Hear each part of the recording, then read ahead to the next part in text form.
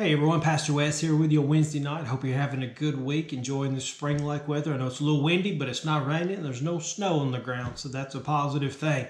We're jumping back into our study and talking about perseverance and how our faith doesn't need to give up no matter what happens, no matter what circumstance we go through, no matter what trials we face. Our faith has got to hold up. You've got to be able to persevere so that after you've done the will of God, you will receive the reward, because God's righteous people will live by faith. We're not those that draw back to perdition. We don't shrink back. And so if we follow the model and the perseverance that we see in the life of Abraham, we will see God accomplish his plans. We'll see God fulfill his promises, not only for our lives, but for our churches, the church as a whole. Abraham was a man that exhibited faith by walking in God's direction. If you go back and you look at Genesis, the Bible says, the Lord said to Abram, leave your country, leave your people, your father's household. And he said, go to a land that I will show you. The Bible says, so Abram left as the Lord had told him.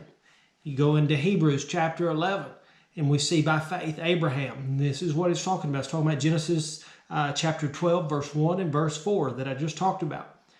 Hebrews chapter 11 says this in verse 8 and 9 about him. By faith, Abraham, when called to go to a place, and remember, in Genesis, it says that God called him to go to a place that he had no idea, and I'm going to paraphrase this, he had no idea where God was sending him, but he went. By faith, Abraham, when called to go to a place he would later receive as his inheritance, obeyed and went, even though he did not know where he was going. Let me stop there just a second. Our problem, one of our biggest problems as human beings, is we always have to know the answer before we're ever even asked the question.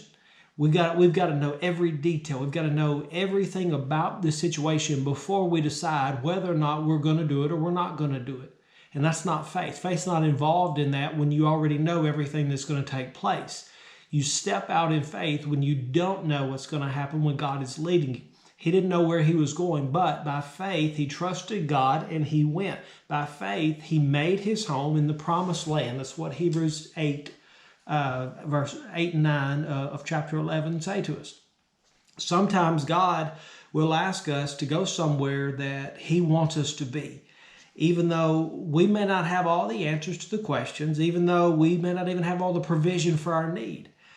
Faith, and hear me on this, faith does not require having all the answers to your questions, and it doesn't require having all the provision for your needs up front before you do what God asks you to do, before you do what God calls you to do, because we just trust where he guides, and where he guides, he provides. When God calls, he always equips us for whatever it is that he is calling us to. He provides where he guides. And so walking in God's direction, let's be honest, walking in his direction can be a very difficult step of faith, because he requires us always to leave our place of comfort when he desires to fulfill the calling that he has on our life. He always calls us out of our comfort zone. When we go in God's direction, and this is something you need to understand, when you go in God's direction, when you follow where he is leading you, you're not always going to see immediate results. Abraham exhibited by faith by weathering the storms that he went through. The Bible says in Genesis 12:10, so they set out for the land of Canaan, and they arrived there. Now there was a famine in the land, and Abram went down to Egypt to live there for a while, because the famine was severe. Now remember what we read in Hebrews chapter 11, verse 9. By faith he made his home the promised land. Like a stranger in a foreign country, he lived in tents. A famine, as we know, is a lack of what is needed over a long period of time. And so in the time between what we do not have to meet our needs and God's supply of our needs, our faith is stretched. Our faith is tested. And it's tested by our attitude toward God and developed by intimacy and dependency upon God.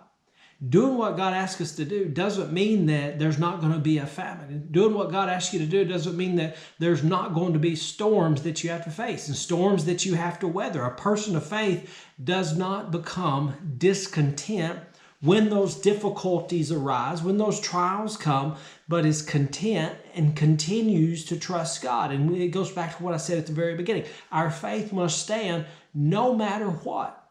And you can fill in the blank after that. But our faith must stand no matter what.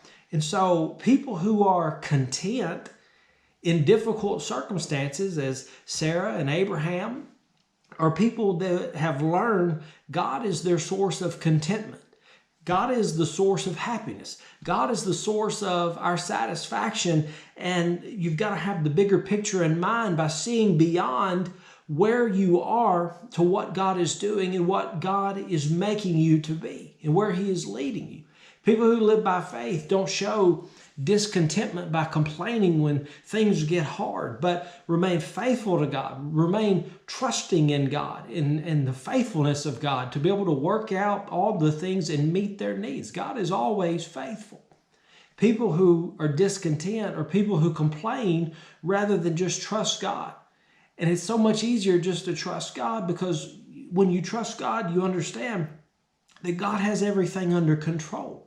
God is going to work everything out according to His plan, and it's going to happen according to His time. You don't need to know when the time is. Just trust in the fact that it's going to happen. It's going to come to pass because God is forever faithful.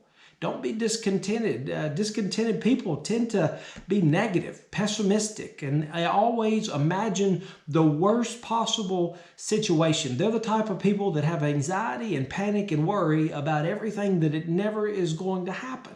Just trust God. If you trust God, you'll be content. People who are content don't complain. They're positive people. They're optimistic people. And that optimism comes from trusting in the promises and plans of God. And so, which tent do I normally live in is a question I asked myself as I was reading through this and studying this. Which tent do I live in? Do I live in discontent or do I live in content?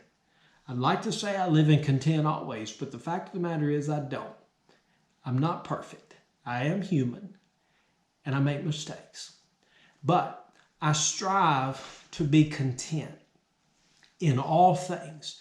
And anytime I find myself in the place of discontent, immediately I recognize in my spirit that I'm not trusting God. And when I start trusting God, contentment begins to flow. We'll pick back up here next week.